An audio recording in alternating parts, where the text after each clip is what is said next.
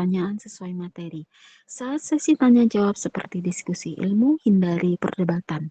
Kelima, pergunakan sebaik-baiknya kolom komentar untuk bertanya dan perbincangan di kolom komentar seputar kajian supaya tidak mengganggu konsentrasi moderator. Keenam, jika dalam sesi tanya jawab pemateri telah menjawab pertanyaan dari penanya, tetapi ada teman-teman yang ingin memberikan tambahan penjelasan, mohon diberikan ibaratnya dari kitab apa, bukan dari opini sendiri. Jika tidak dapat memberikan ibaratnya, tidak diperkenankan untuk memberikan penjelasan tambahan. Ketujuh, mikrofon dalam keadaan off sampai moderator membacakan doa kafaratul majlis dan salam penutup kajian. Kedelapan, mohon peserta kajian tidak melakukan kegiatan berbagi layar supaya tidak mengganggu konsentrasi kita semua. Kegiatan berbagi layar hanya dilakukan oleh pemateri jika diperlukan untuk pemaparan materi kajian. Demikianlah tata tertib kajian saya sampaikan. Taib, marilah sama-sama kita dengarkan pemaparan materi kajian yang akan disampaikan oleh Dr. Kiai Haji Asy'ari Masduki SHMA dengan tema konsekuensi hukum bagi orang yang murtad. Pembahasan kitab Sulamut Taufid. Kepada Dr. Kiai Haji Asy'ari Masduki SHMA, tafadhol maskur.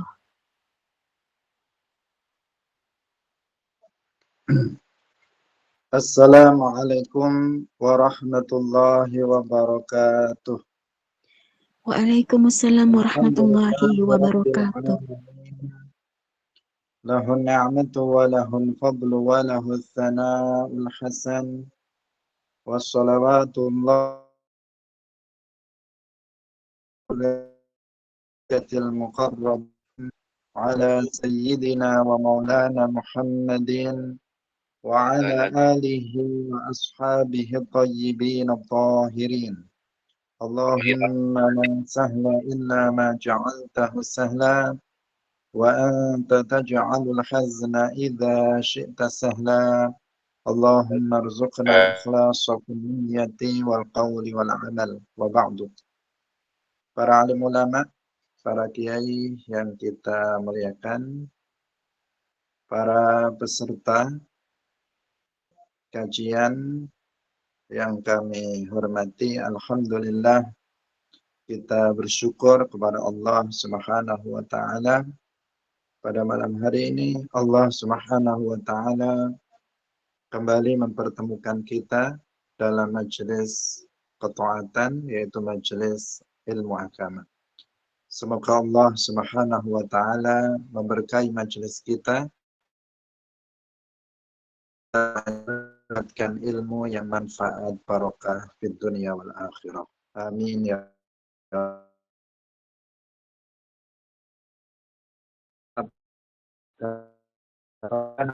Nabi Muhammad sallallahu alaihi wasallam, para sahabatnya, keluarganya, serta seluruh umat Islam yang mengikuti beliau ila yaumil qiyamah.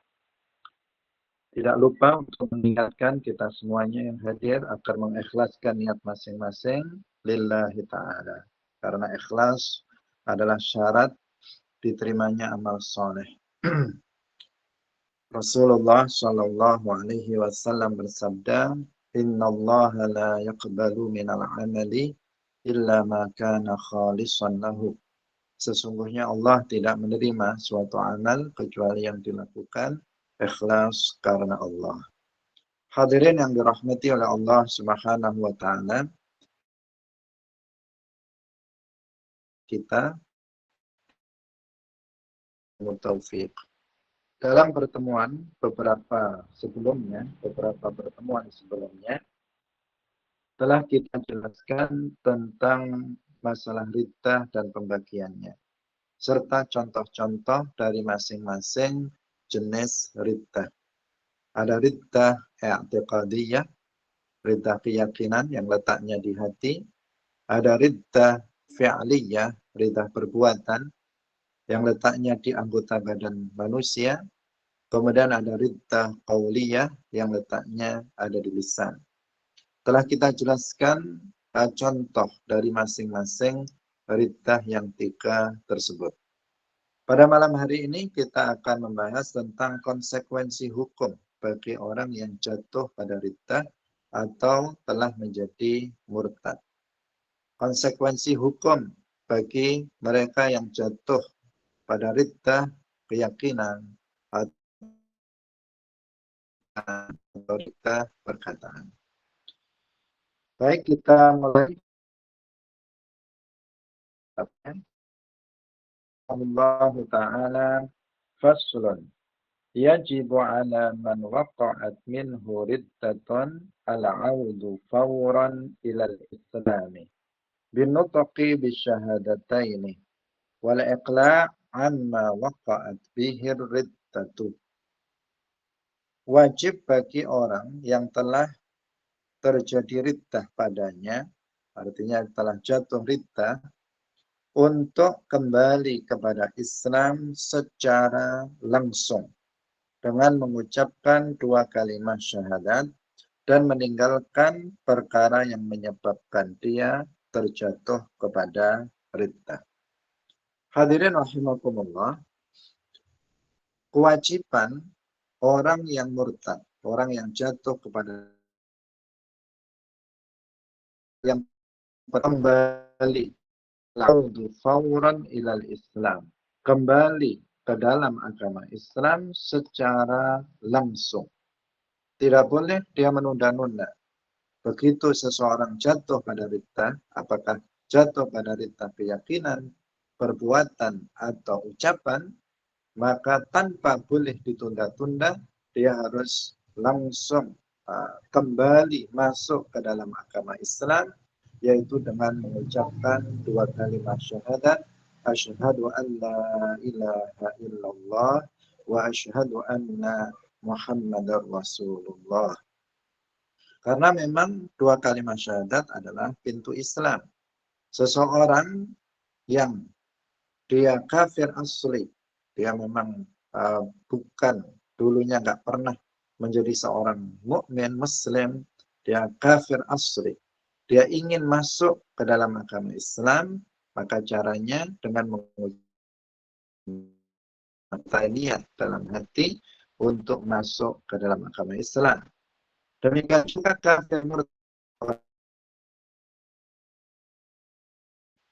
dari baik itu keyakinan, perbuatan atau ucapan, maka dia wajib kembali masuk ke dalam agama Islam, yaitu dengan mengucapkan 2 kalimat syahadat juga.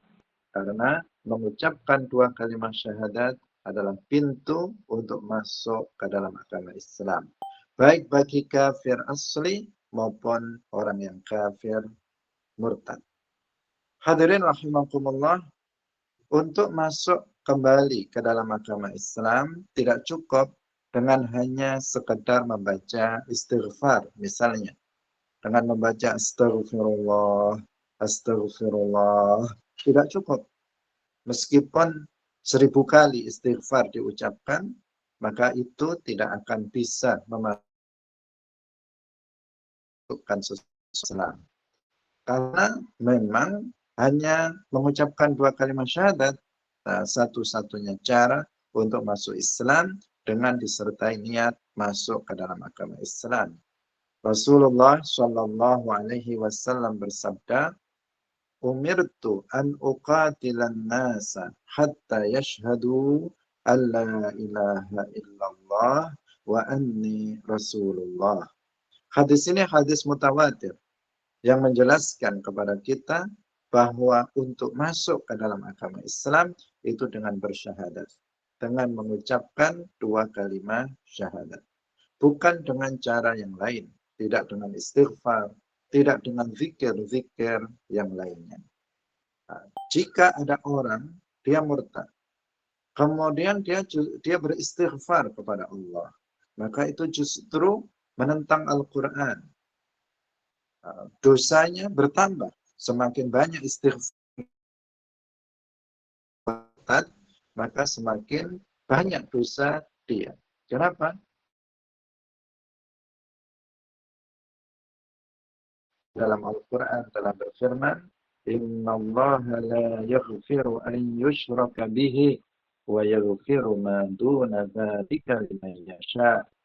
Innallaha la yaghfiru. Sesungguhnya Allah itu tidak mengampuni.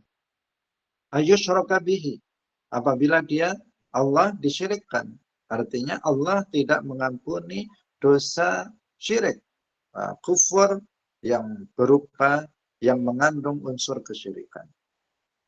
Dalam ayat yang lain, Allah Subhanahu wa taala berfirman, "Innal ladzina kafaru wa saddu an sabilillahi thumma matu wa hum kuffarun fala yaghfirallahu lahum."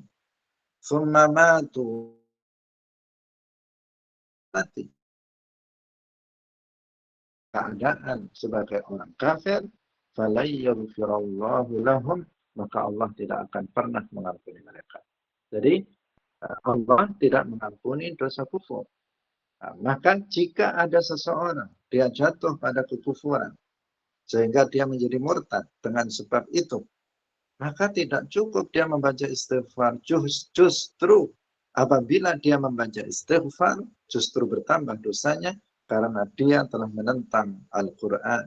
Al-Quran sudah mengatakan Allah tidak mengampuni dosa kufur, tetapi dia seakan-akan mengatakan meskipun engkau mengatakan, ya Allah, engkau tidak mengampuni dosa kufur, tapi ampunilah kekufuranku. Seakan-akan dia mengatakan seperti itu. Hadirin yang dirahmati oleh Allah Subhanahu wa taala. Jadi untuk kembali masuk ke dalam agama Islam, orang yang murtad juga dengan mengucapkan dua kalimat syahadat. Allah wa asyhadu anna Muhammadar Rasulullah.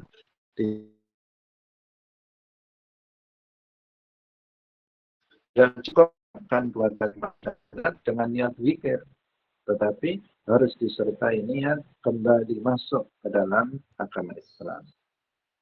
Kemudian disampaikan oleh muallif tadi bahwa kembali masuk ke dalam agama Islam itu harus fauran, harus secara langsung, tidak boleh ditunda-tunda. Ketika begitu seseorang mengetahui dirinya telah jatuh pada riddah, maka saat itu juga dia mengucapkan dua kalimat syahadat disertai dengan niat masuk ke dalam agama Islam.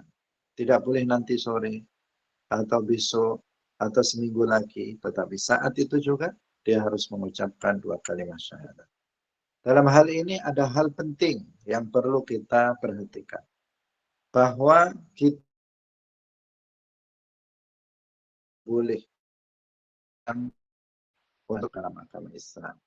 Jika ada orang kafir asli atau orang murtad misalnya, dia datang kepada kita mengatakan saya ingin masuk ke dalam agama Islam, maka jangan sampai kita menunda masuknya dia ke dalam Islam.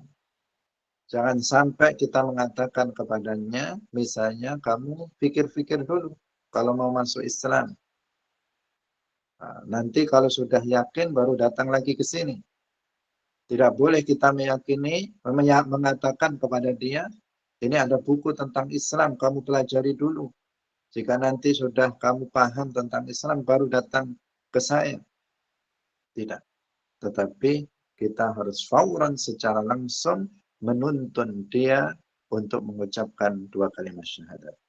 Jika dia belum paham makna dua kalimat syahadat, kita terangkan secara singkat makna dua kalimat syahadat untuk mengucapkan asyhadu an la ilaha illallah. Boleh juga asyhadu dengan mengatakan la ilaha illallah Muhammadur Rasulullah. Bahkan juga boleh dengan terjemahnya yang dia mampu, yang dia bisa. Misalnya dia tidak bisa menggunakan bahasa Arab, boleh dengan bahasa Indonesia, bahasa Jawa atau bahasa lainnya. Bahkan meskipun seseorang bisa dengan bahasa Arab pun boleh dia mengucapkan dua kalimat syahadat dengan terjemahnya. Hadirin yang dirahmati oleh Allah Subhanahu wa taala. Ini hal pertama bagi orang yang murtad. Wajib kembali kepada Islam dengan mengucapkan 2 kalimat syahadat. Kemudian yang kedua adalah wal iqla amma waqa'at bihi riddatun, yaitu meninggalkan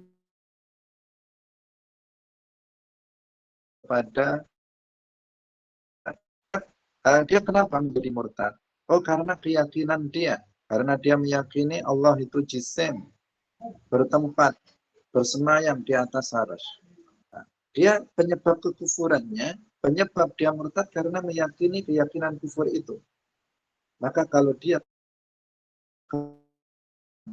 dua syahadat, dia juga harus menghilangkan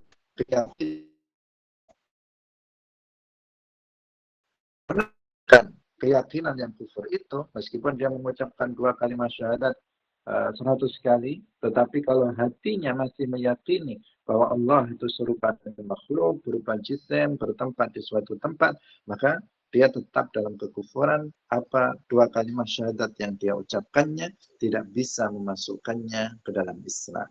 Dia harus membuang itu, membuang keyakinan yang kufur.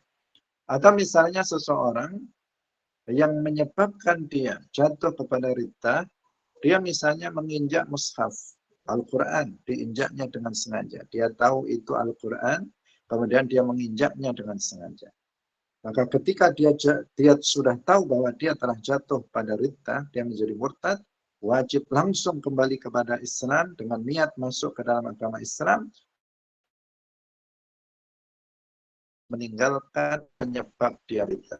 Ini harus segera diangkat dari mushaf tersebut. Nah, kalau tidak, misalnya dia mengucapkan kalimat syahadat, tapi kakinya tetap menginjak mushaf itu, nah, maka di sini 2 kalimat syahadat yang dia ucapkan tidak bisa memasukkan dia ke dalam Islam karena langsung dibatalkan dengan perbuatan kufur yang dilakukannya. Hadirin yang dirahmati oleh Allah Subhanahu wa Ta'ala. 2 hal ini wajib untuk masuk ke dalam agama Islam. Maka yang tersisa kemudian adalah kewajiban untuk bertaubat. Karena kita tahu bahwa riddah atau kufur adalah dosa yang paling besar yang Allah tidak mengampuni bagi orang yang mati dalam kondisi tersebut. Karena itulah maka wajib juga setelah dia kembali ke dalam agama Islam dengan 2 kalimat syahadat.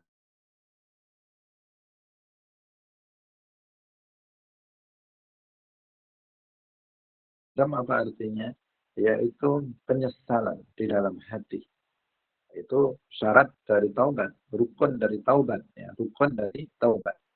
Nah, dalam hatinya harus ada penyesalan karena telah berbuat kekufuran tersebut. Rasulullah Shallallahu Alaihi Wasallam bersabda, "An-nadamu taubatun." Nah, menyesal itulah yang disebut dengan taubat. Maka seorang yang tadi jatuh pada riddah setelah kembali kepada Islam, kembali masuk ke dalam agama Islam, kemudian dalam hatinya harus ada rasa penyesalan karena telah berbuat kekufuran. Kemudian yang taubat yang berikutnya yang ada al-azm ala alla ya'uda limithlihi, yaitu dia bertekad bulat untuk tidak kembali mengulang perbuatan yang sama, yaitu perbuatan dalam hal ini adalah perbuatan kufur. Ini hukumnya wajib. Nah, yang 2 pertama, ini wajib untuk masuk Islam, yaitu mengucapkan 2 kalimat syahadat disertai niat masuk Islam. Kemudian yang kedua, yaitu meninggalkan perkara yang menjadi penyebab dia jatuh pada riddah. Sedangkan 2 yang berikutnya, ini wajib untuk taubat, agar dosa dia diampuni oleh Allah Subhanahu wa Ta'ala. Yang pertama, an-nadam, harus ada di dalam hati penyesalan karena telah berbuat kufur, telah berbuat riddah. Yang kedua, dia harus bertekad kuat di dalam hatinya untuk tidak mengulangi perbuatan kufur yang sama di masa yang akan. Yang terakhir itu adalah rukun dari taubat. Kemudian apabila berwajib, atau bahkan kalau dia melakukannya pun karena ibadahnya orang yang kafir itu tidak sah. Al-Imam Al-Ghazali radhiyallahu anhu rahimahullah, beliau mengatakan la tasihhul ibadatu illa ba'da ma'rifatil ma'bud. Tidak sah ibadah kecuali setelah mengetahui Allah yang wajib disembah. Nah, karena itulah maka kalau seandainya seseorang dia murtad, kemudian dia tidak langsung kembali ke dalam Islam. Misalnya pagi dia murtad, sore dia baru kembali ke dalam agama Islam. Artinya ada waktu, ada zuhur, ada asar yang hari ini jadi murtad. Seminggu yang akan datang baru dia kembali ke dalam agama Islam. Maka setelah dia kembali ke dalam agama Islam, dia wajib mengqadha.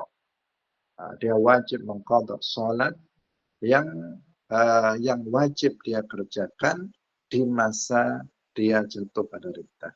Pada hari ini sholat apa saja, 5 waktu misalnya, besok dan seterusnya sampai 1 minggu, sholat-sholat itu wajib juga diqadha.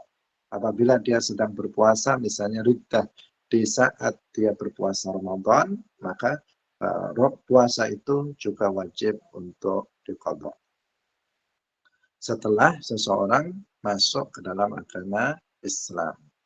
Hadirin yang dirahmati oleh Allah Subhanahu wa taala. Di sini ada konsekuensi hukum yang berlaku bagi orang yang murtad. Rasulullah Shallallahu alaihi wasallam bersabda, "Man baddala dinahu faqtuluh."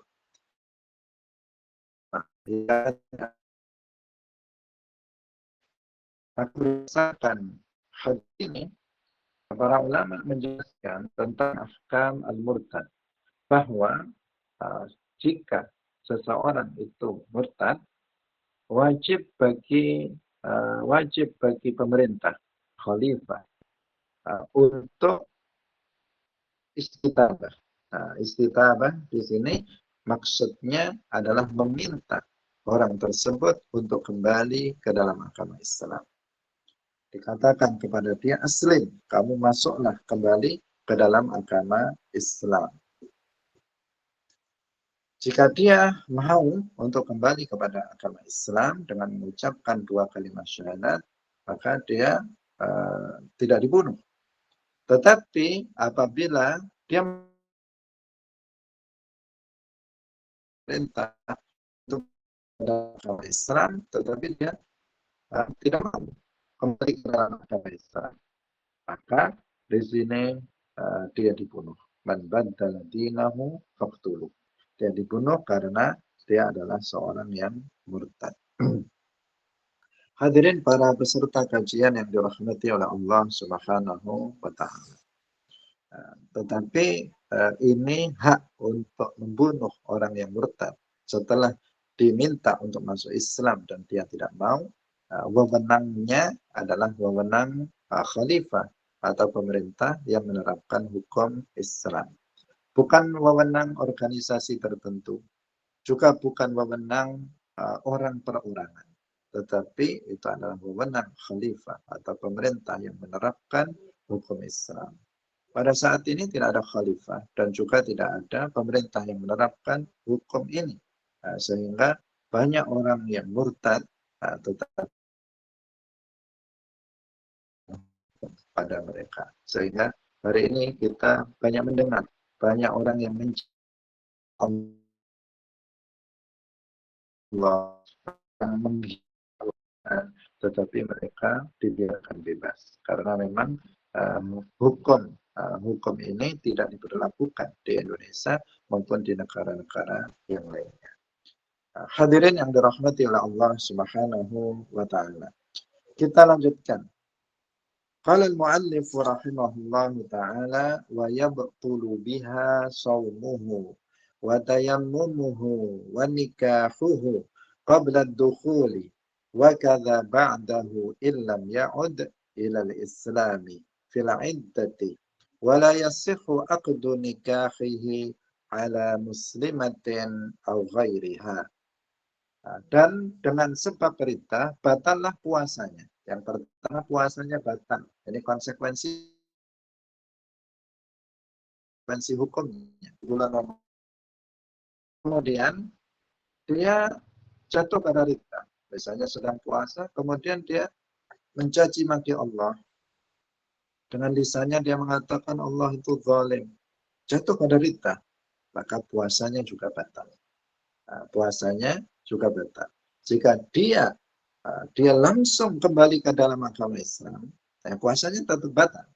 Tetapi dia dalam hal ini wajib untuk menahan diri dari hal-hal yang membatalkan puasa sampai dengan maghrib, dan nanti setelah hari raya 2 Syawal dia harus langsung mengqadhanya. Di sini nggak boleh ditunda-tunda untuk mengqadhanya. Itu apabila puasa seseorang batal disebabkan oleh ridha. Kemudian yang kedua, wa tayammumuhu, batal tayamumnya. Apabila seseorang karena air membahayakan dirinya sehingga dia tidak menggunakan air, misalnya di tayamum, kemudian dia jatuh pada ridha, maka batal tayamumnya. Ketika dia kembali ke dalam agama Islam langsung, misalnya meskipun secara langsung, kemudian dia mau menjalankan sholat, maka dia harus tayamum kembali. Karena tayamumnya telah batal. Berbeda hal ini dengan wuduknya. Kalau wuduknya itu tidak batal dengan sebab perintah. Misalnya, ada seseorang berwuduk, mau sholat zuhur. Kemudian setelah dia berwuduk, dia jatuh pada ridha. Misalnya dia dengan sengaja menginjak mushaf, menginjak Al-Quran, dengan sengaja. Maka dia jatuh pada ridha perbuatan, dia menjadi murtad. Maka di sini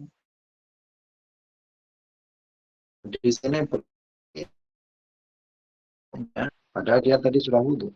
Di sini wudhunya tidak batal.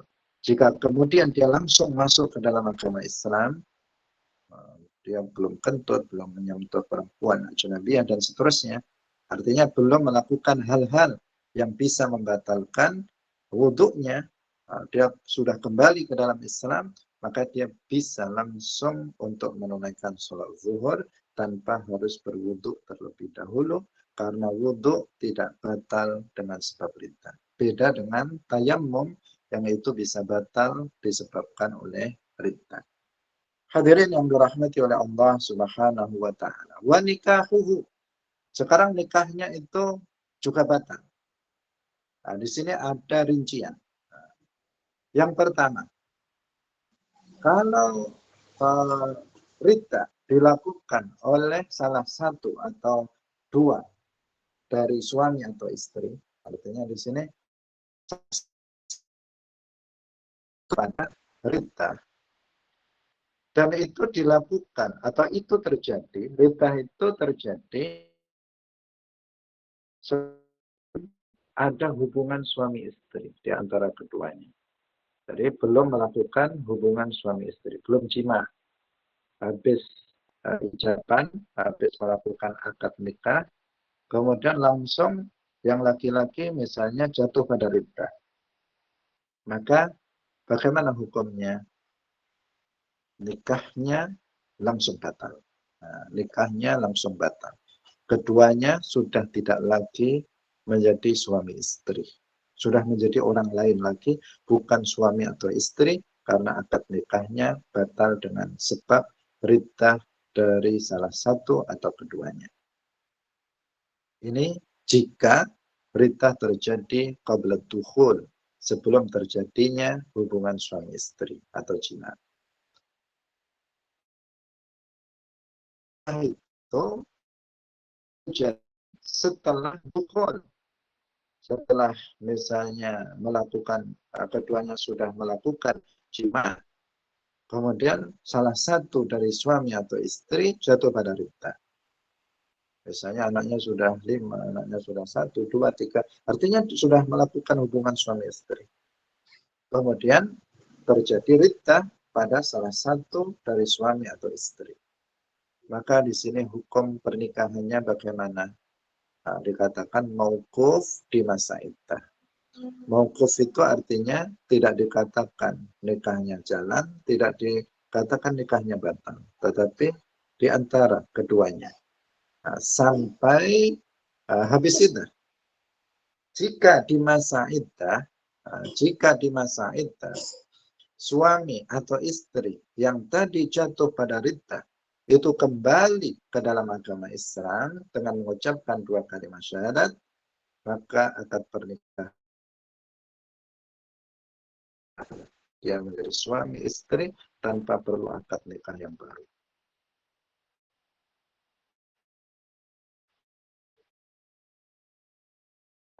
Habis orang yang suami atau istri yang murtad tadi tidak kunjung masuk ke dalam agama Islam sampai habis masa iddah, maka di sini akad pernikahannya batal. Nah, keduanya sudah bukan suami istri lagi. Jika kemudian setelah habis masa iddah ternyata orang itu kembali masuk ke dalam agama Islam, terus pingin lagi untuk menjalin hubungan suami istri, artinya menjadi suami atau istri lagi, keduanya untuk berkeluarga kembali, maka di sini menggunakan akad nikah yang baru dengan wali dan 2 saksi. Hadirin yang dirahmati oleh Allah Subhanahu wa taala. Karena itulah sangat kita paham bagi seorang perempuan penting, sangat penting sekali untuk memiliki seorang suami yang memahami agama. Paham apa itu riddah, paham apa saja yang disebut dengan riddah keyakinan, riddah perbuatan, riddah ucapan. Seorang suami juga penting baginya untuk memastikan bahwa istrinya paham tentang masalah riddah. Karena kalau tidak, pasangan suami istri dua-duanya nggak paham tentang ahkam riddah, atau salah satunya nggak paham tentang ahkam riddah, dia nggak tahu apa saja yang termasuk kufur ucapan, dia tidak tahu apa saja yang termasuk perbuatan yang kufur atau kufur perbuatan, dia tidak tahu apa yang keyakinan, nggak tahu, maka dia akan jatuh pada riddah. Di saat itu yang sudah demikian, dia nggak tahu pula kalau akad pernikahannya telah batal, kemudian melakukan hubungan suami istri berkali-kali, yang itu semuanya adalah zina hukumnya. Karena keduanya pada hakikatnya bukan lagi suami istri. Karena itu jangan sampai salah pilih bagi yang belum menikah, agar memastikan pasangannya itu sudah belajar minimal ilmu fardu ain, ilmu agama yang fardu ain, atau dengan bahasa yang lebih lebih mudah dipahami, dia sudah belajar kitab Sulamut Taufik misalnya. Ini misalnya, karena kitab Sulamut Taufik yang kita pelajari adalah salah satu kitab yang cukup hukum mempelajarinya itu wajib bagi setiap muslim. Hadirin rahimakumullah. Wa tahrumu dzabihatuhu. Yang berikutnya sembelihannya itu haram. Kalau ada orang murtad menyembelih ayam, maka ayam yang disembelihnya bangkai hukumnya. Kalau ada orang murtad menyembelih kambing, Maka kambing yang disembelih oleh orang murtad itu bangkai, najis, haram untuk dimakan. Wala yarithu wala yurasu. Kemudian orang yang murtad itu tidak bisa mewarisi. Misalnya ada seseorang murtad. Kemudian ayahnya itu meninggal dunia. Maka anak yang murtad ini tidak bisa mewarisi harta ayahnya yang muslim.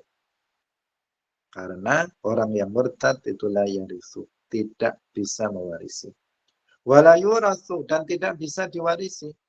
Misalnya ada seseorang murtad, kemudian dia mati. Anaknya muslim, tapi ayahnya yang kaya ini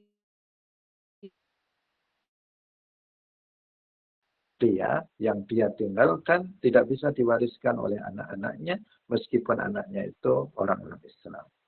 Jadi orang yang murtad itu la yarithu wala yurasu. Dia tidak bisa mewarisi dan juga tidak bisa diwarisi apabila dia meninggal dunia.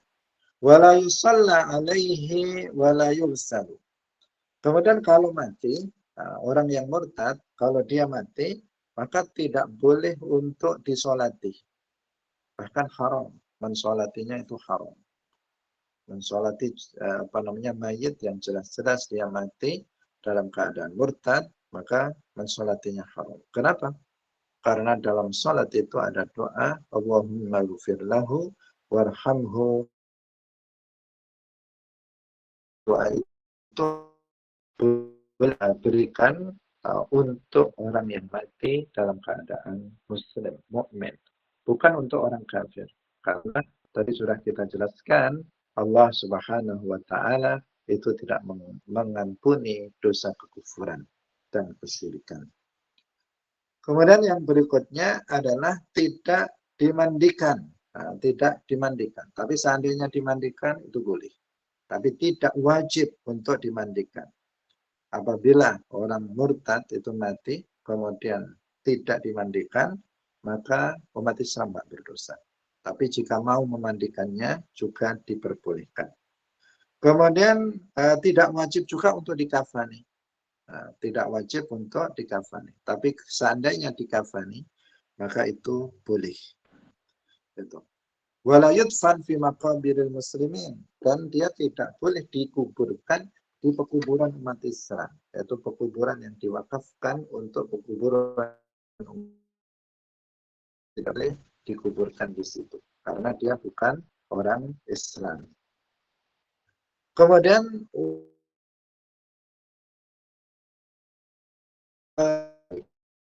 maluhu fai artinya hartanya itu fai.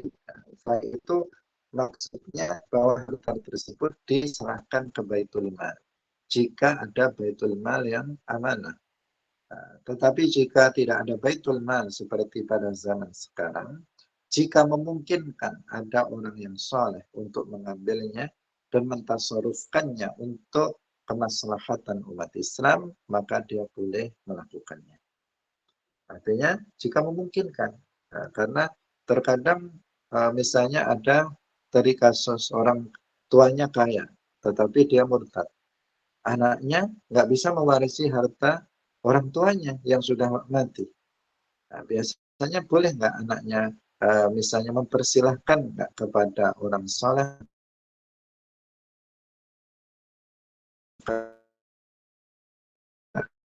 cinta dunia, mereka bahkan terkadang mereka tahu bahwa itu bukan hak mereka, tetapi mereka tetap mengambilnya.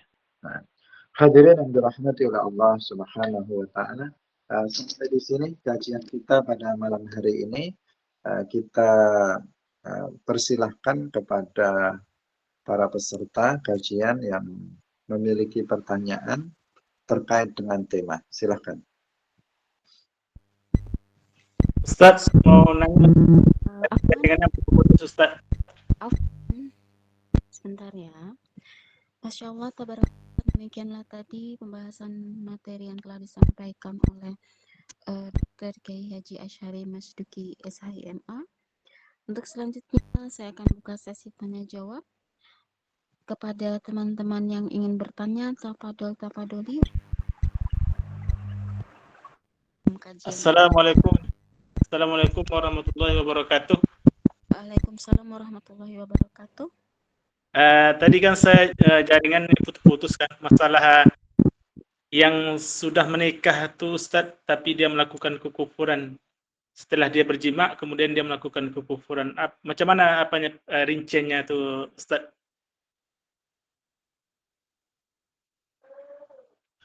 Terima kasih.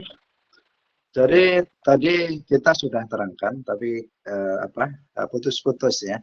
Jadi kalau riddah dilakukan oleh suami istri, salah satu dari suami istri atau keduanya, sebelum melakukan hubungan suami istri, misalnya habis akad nikah langsung terjadi riddah, maka seketika itu batal nikahnya.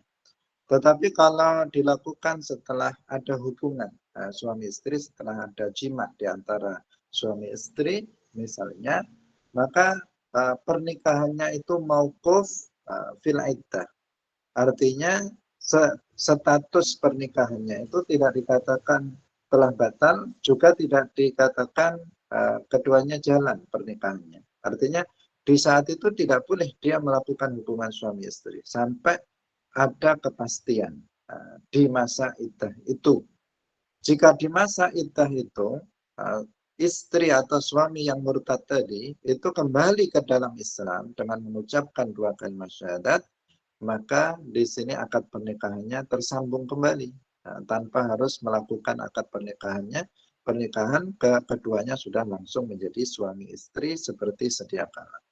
Tetapi apabila sampai habis masa iddah, yang murtad tadi, suami atau istri yang murtad tadi, itu tidak masuk ke dalam agama Islam, maka batal dengan habisnya masa iddah. Nikahnya batal dengan habisnya masa iddah. Jika kemudian setelah sekian bulan, sekian tahun, keduanya pengen menjalin hubungan menjalin, maka dia melakukan akad tadi masuk ke dalam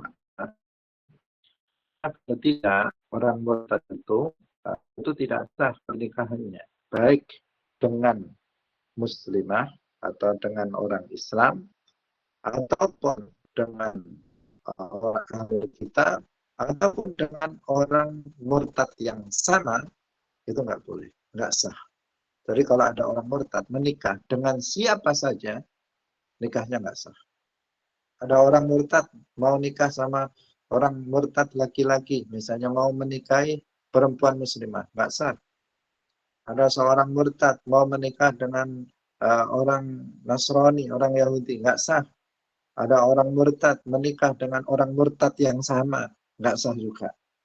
Pokoknya orang yang murtad, salah satu konsekuensi hukumnya, dia tidak sah menikah dengan siapa saja. Hadirin rahimakumullah, ini menunjukkan betapa buruknya riddah ini. Karena itu kita harus betul-betul menjaga Islam kita. Jangan sampai kita jatuh pada riddah, baik itu yang berupa keyakinan, perbuatan, maupun ucapan. Silahkan yang lain.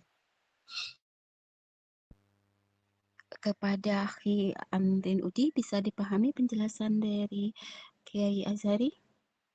Insyaallah bisa. Terima kasih. Alhamdulillah, saya akan apakah masih ada yang ingin bertanya di room ini? Tafadhol. Jika tidak ada, saya akan bacakan pertanyaan di kolom komentar. Pertanyaan dari Hadijah. Assalamualaikum Yai, izinku bertanya, bagaimana seorang wanita itu bisa mengetahui kalau si laki-laki itu melakukan riddah Yai sebelum menikah? Mohon penjelasannya, syukron, jazakumullah khairan kasiron Yai.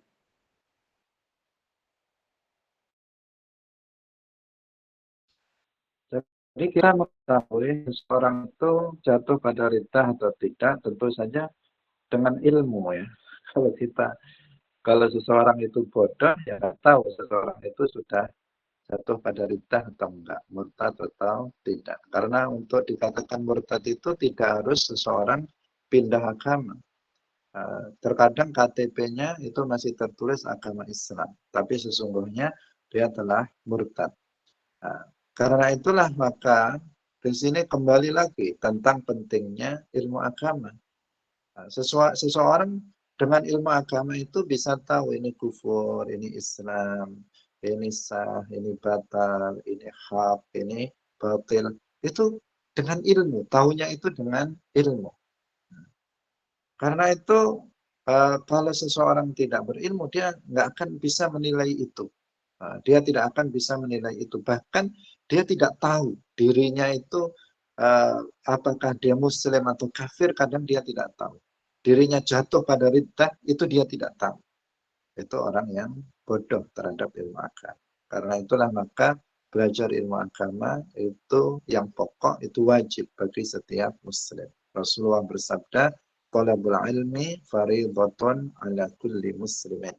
Menuntut ilmu agama yang pokok itu wajib bagi setiap muslim. Tadi makanya ya jangan seseorang menikah dasarnya hanya karena dia kaya, karena calon suaminya kaya, hanya sekedar melihat harta,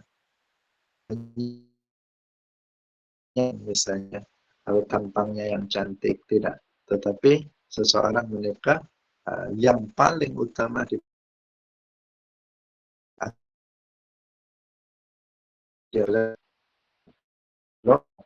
kalau dia menikahinya dan ingin menikahinya, diajari dulu ilmu agama yang pokok atau diajak untuk hadir dalam majelis ilmu. Silakan yang lain.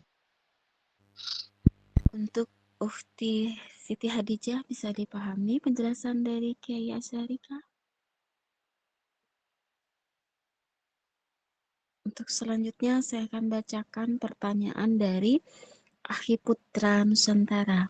Assalamualaikum, izin bertanya Kiai. Pertanyaan pertama, yang membatalkan tentang syariat Islam, pernikahan atau waris dan lain-lain itu riddah yang mana, perbuatan, ucapan atau keyakinannya? Pertanyaan pertama. Mohon penjelasannya, Kiai.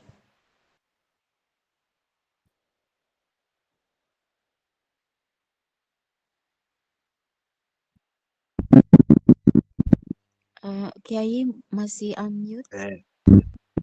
Jadi seluruhnya, setiap jenis riddah yang 3, apakah itu keyakinan, perbuatan, atau ucapan, itu dengan sendirinya mengeluarkan seseorang dari Islam. Tidak harus seluruhnya. Kalau seseorang hanya jatuh pada riddah keyakinan misalnya, maka itu sudah mengeluarkan dia dari Islam dan berkonsekuensi hukum yang tadi sudah kita jelaskan. Demikian juga seseorang yang misalnya dia hanya jatuh pada riddah perbuatan, maka dia juga telah keluar dari Islam dengan sebab itu. Jadi tidak harus tiga-tiganya, tetapi jatuh pada salah satu dari seseorang keluar dari Islam dan berkonsekuensi pada hukum yang tadi sudah kita jelaskan, misalnya tidak terus. Silakan lanjutannya, pertanyaan yang berikutnya.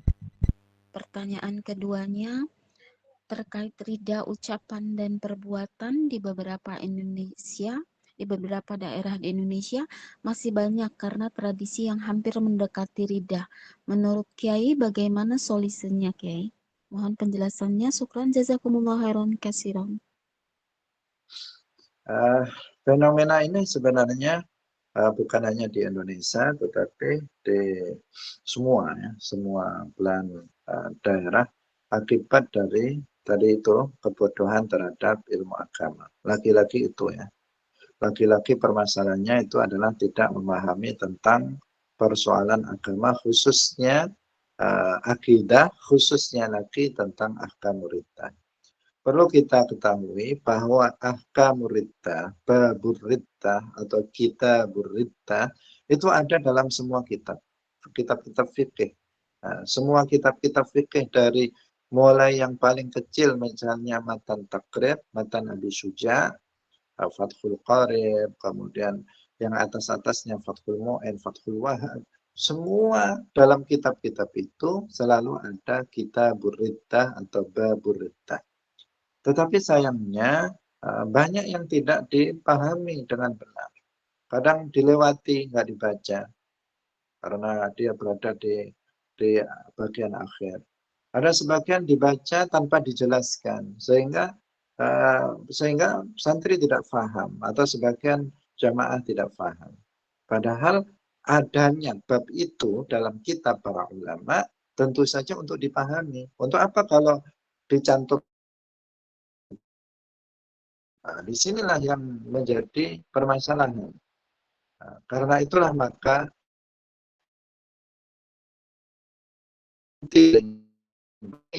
untuk menjelaskan permasalahan riddah ini, sebagaimana dijelaskan para ulama dalam kitab-kitab mereka. Nah, jadi solusinya pertama ya kita harus gerakkan umat untuk bisa belajar ilmu agama dengan sebaik-baiknya secara talaqi dari ahlul ilmi yang terpercaya. Kemudian yang kedua, kita semuanya yang sudah memahami tentang masalah riddah dan hukum-hukum yang berkaitan dengannya, jika kita mengetahui terjadinya kekufuran, maka kewajiban kita adalah an-nahyu 'anil munkar. Berusaha kita untuk mencegah kemungkaran itu terjadi. Nah, kita mengingatkan kepada mereka agar tidak mengucapkan kata-kata yang kufur. Dan jika mereka jatuh pada kufur, kita mendengar dia mengucapkan kata-kata kufur, maka kita katakan kepada dia, kafarta aslim, kamu sudah kufur. Segera kamu masuk ke dalam agama Islam dengan mengucapkan 2 kalimat syahadat. Kemudian yang ketiga, kita harus juga mau mentahdzir kelompok-kelompok yang menyimpang dari ahli sunnah wal jamaah yang mengajarkan kekufuran. Karena ada oknum orang per orang dan juga ada kelompok seperti kelompok Wahabi, kelompok Hizbut Tahrir dan lainnya yang mereka mengajarkan keyakinan-keyakinan yang kufur. Maka kita harus peringatkan masyarakat kita dari bahaya kelompok-kelompok ini yang mereka datang menyebarkan akidah yang rusak, akidah yang merupakan keyakinan yang kufur. Saya kira itu. Kan Untuk jika masih ada. bisa dipahami ya penjelasan dari Kiai. Mungkin Uhti Nadia ingin bertanya langsung. Tafadholi. Oh, baik. Saya bacakan di kolom komentar, Uhti. Nadia Aulia mungkin ingin bertanya di room kajian langsung. Tafadholi Mas Kura.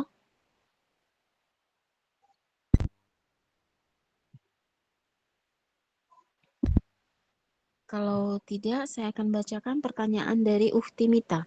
Assalamualaikum. Assalamualaikum warahmatullahi wabarakatuh. Assalamualaikum warahmatullahi wabarakatuh, Pak Ustadz. Waalaikumsalam warahmatullahi wabarakatuh. Iya, maaf izin bertanya ya Pak Ustadz.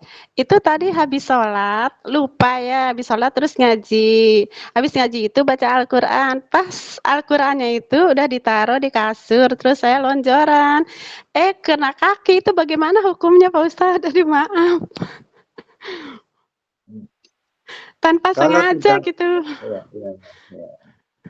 Jadi kalau tidak sengaja maka tidak kufur ya. Jadi menginjak mushaf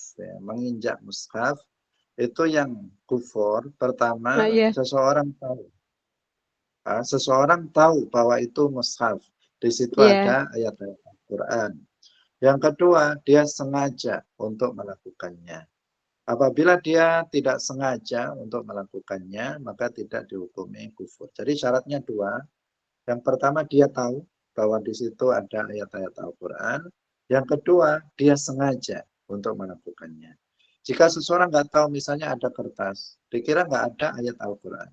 Karena satu kertas ayat Al-Quran itu hukumnya juga Al-Quran.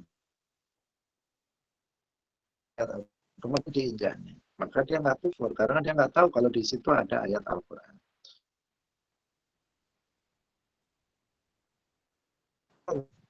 sengaja dia menginjaknya, maka juga tidak jatuh pada kekufuran. Jadi untuk jatuh pada kekufuran untuk kasus menginjak mushaf atau meletakkan mushaf di telapak kaki itu dua syarat ini. Nah, kemudian ini mumpung diingatkan ya terkait dengan masalah ini, harus hati-hati kita para santri atau para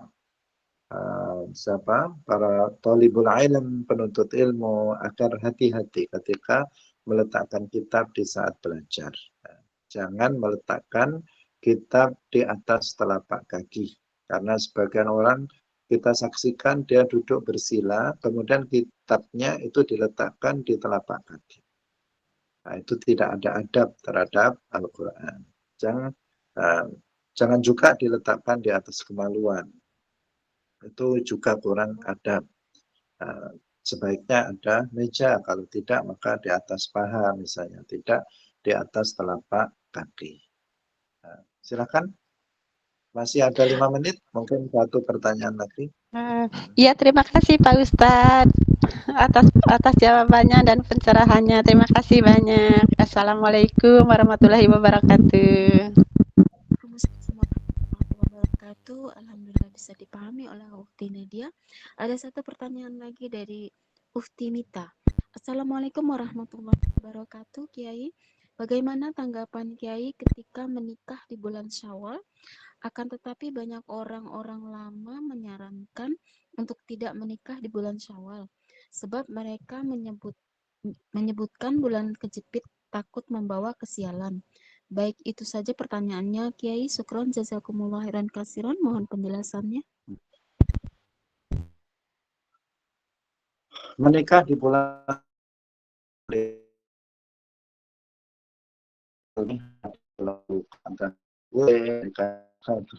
boleh, bahkan menikah di bulan Muharram juga boleh.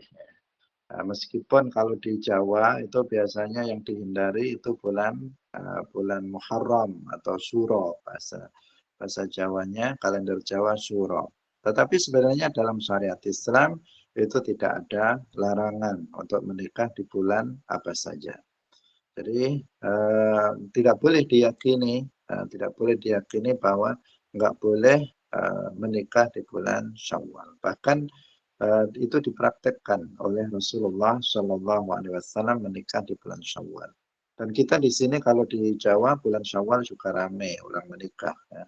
Bulan Syawal, bulan Dzulhijjah, sekarang hari-hari menikah ini bulan Dzulhijjah. Tetapi sebenarnya nggak ada larangan tertentu untuk menikah di bulan-bulan yang dalam tradisi masyarakat tertentu itu dihindari. Kalau seseorang menghindari tanpa meyakini bahwa menikah di bulan itu hal yang haram, ya tidak membahayakan akidah. Misalnya saya nggak sengaja menghindari bulan Muharram untuk menikah misalnya. Tanpa dia meyakini bahwa menikah di bulan Muharram itu haram, enggak. Dia yang meyakini, tahu itu halal, boleh, enggak ada masalah. Tetapi dia sengaja menghindarinya ya karena kebiasaan saja yang berlaku di masyarakat. Nanti kalau dia tetap nyayal menikah di bulan itu, enggak ada orang yang datang misalnya untuk itu nggak apa-apa. Tapi kalau sampai meyakini sesuatu yang boleh itu sesuatu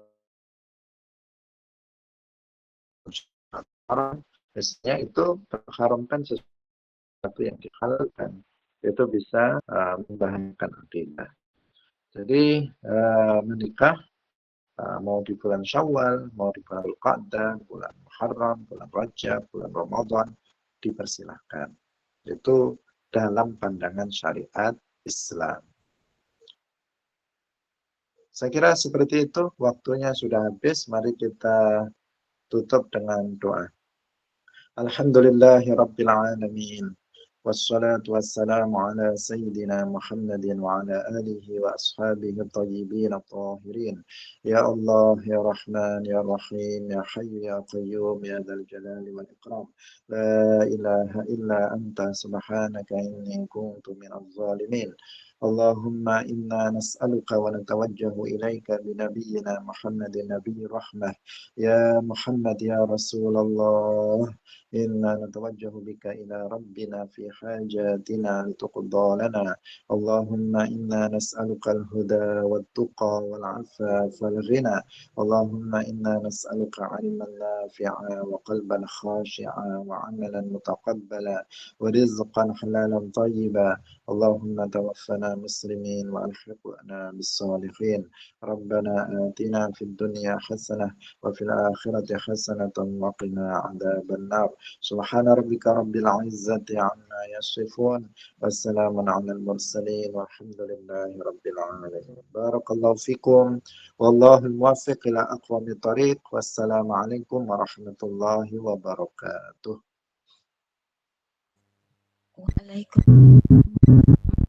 Waalaikumsalam warahmatullahi wabarakatuh.